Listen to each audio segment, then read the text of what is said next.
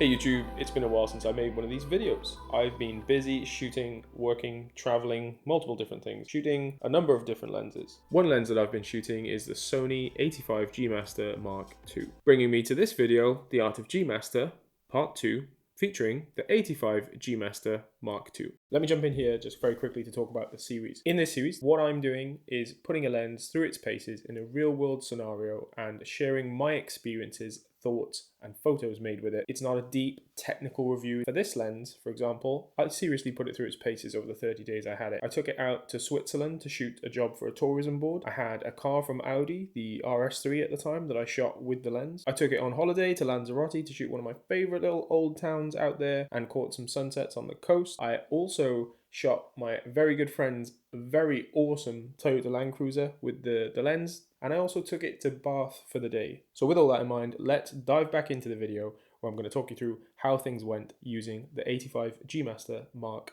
II. I think that where progression happens the most with photography is ultimately by putting the hours in. And the more you can narrow down the variables, let's say taking photos of one thing, taking photos of one thing with one focal length, the more you narrow things down, the more you can refine your improvement at that task. And then maybe that translates into other types of photography as well. Spending the time with the 85mm lens wasn't just about using the lens and seeing what it's like. It was also about training my eye for this focal length. There was, however, an adjustment period. When I first got the lens and I was shooting it, I did not feel dialed in.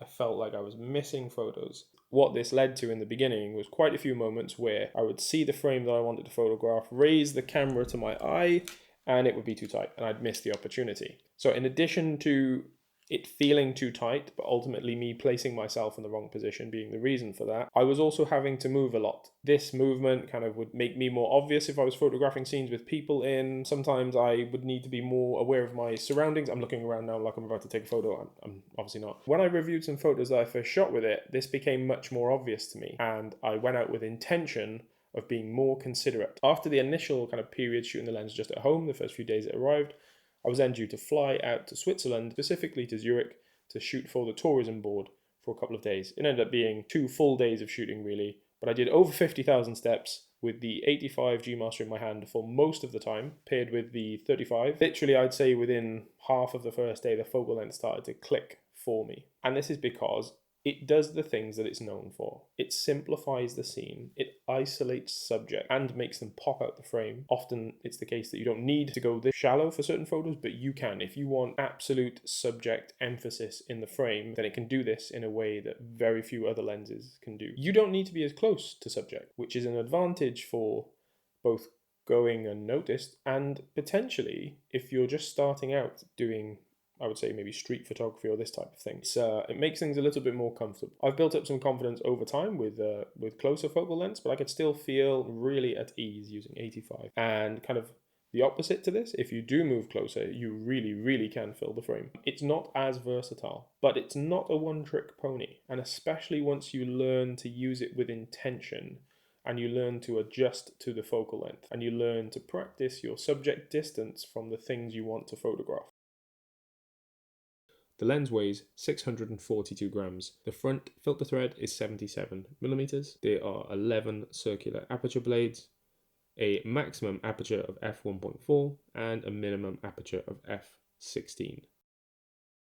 As with many of the modern G Master lenses, you get what you expect: an AF/MF switch, an aperture ring, an iris lock, and a customizable button, in this case 2, one on the side and one on the top. The aperture ring as well, of course, is declickable, so this can be smooth for video or click for photos. Now I kind of already guessed this before using the lens, but my longer lenses after the 50 is a 70-200. I don't use anything longer than that or own anything longer than that myself. I shoot most of my panoramic shots with my 70-200 and most of them towards the 70 end. So I already guessed that I would want to shoot some panoramic shots with the 85, and I guessed that they would work quite well.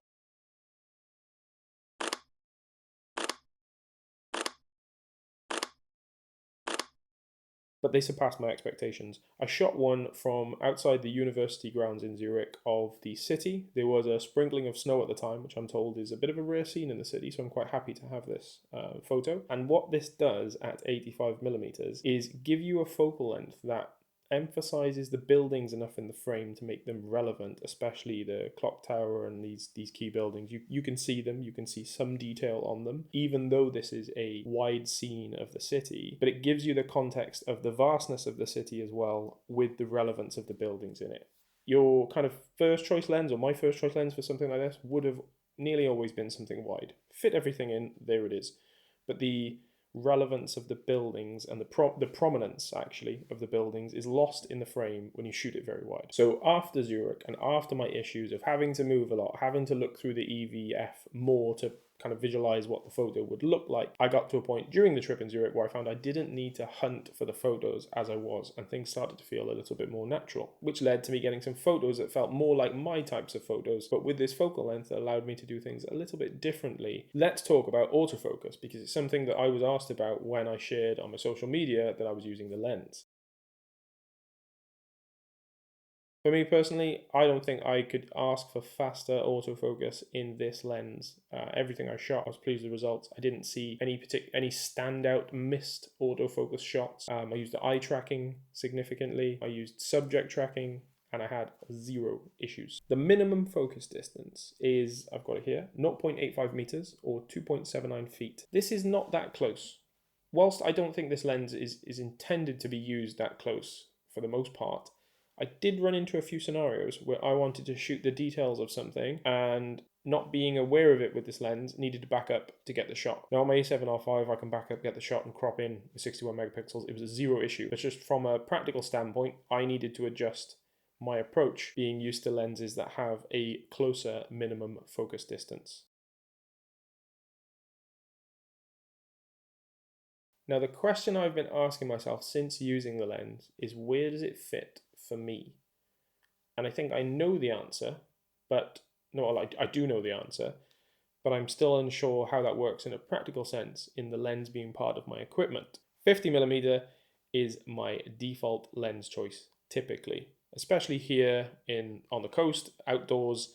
I don't have to be super mindful of it. Some people who shoot in the city more often, you might find 50 is a little bit tight, and I might choose a 35 if I was in their scenario. But in my space where I live, it's what I often use when I travel, 50 and 24, as you know. If I'm only using one lens, it's the 35. I feel like I say this again and again and again, but it's to give context before we mention where the 85 fits in this. It is more of a specific tool. It's not as specific as, say, a 14mm, which I call my special circumstances lens. It comes in absolutely clutch if I'm shooting interiors, astrophotography, but they're very specific tasks, aren't they? They're not daily things that you shoot. The 85 is similar, not quite as much, because any object, it does very well. It renders people beautifully.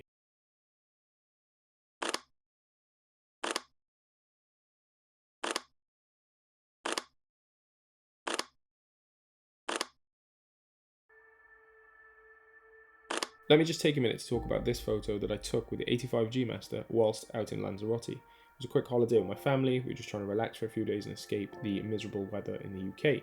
We headed into the old town that I enjoyed, walking around with my camera and stopping for some food last time. And to my surprise, I bumped into the same character that I photographed back in 2023. And this was kind of a strange moment for me. It's a photo that I made years ago and shared, and it was really well received when I've shared it online. And to bump into the same guy and his dog nearly 4 years later, I think, was quite an experience. Probably one of the most memorable things that I photographed with my camera in this sense, a bit full circle, if you like. So I thought I'd just stop to explain that there was this photo and then this photo many years later, and of course some photos of the dog as well. If you know me at all, or you follow me on Instagram, then you know that I always stop to take a photo of a dog and maybe pet and say hello if the owner says it's okay. Anyway, I wanted to share this with you guys because it was a bit of a highlight for me. And back to the video. It renders cars in a way that looks like the car when you see it in real life.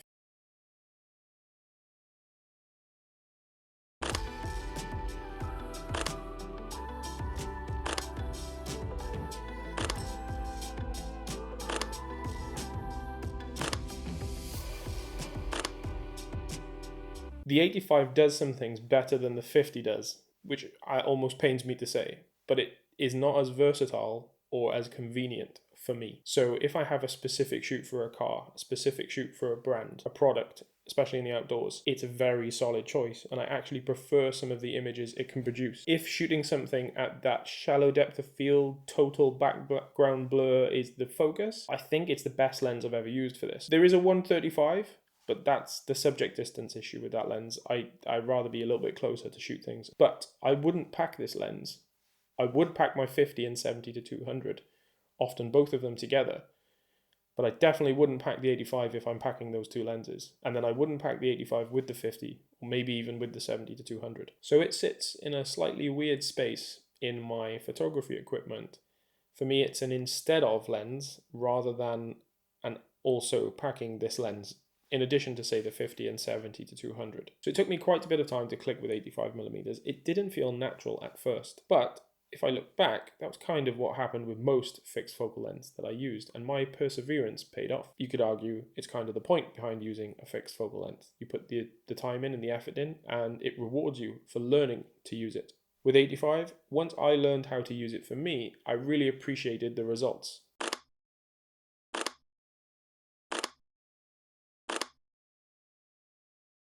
This is what happens when you leave your Sony camera in animal eye autofocus. Let's give that a bit more. That's the Mark II. No, that's like a... We don't need to do that. We'll do that again. Master Mark II. Still a bit fast. Master Mark II. I'm really mindful of turning slowly now, like some Bond villain. Like, do the cat.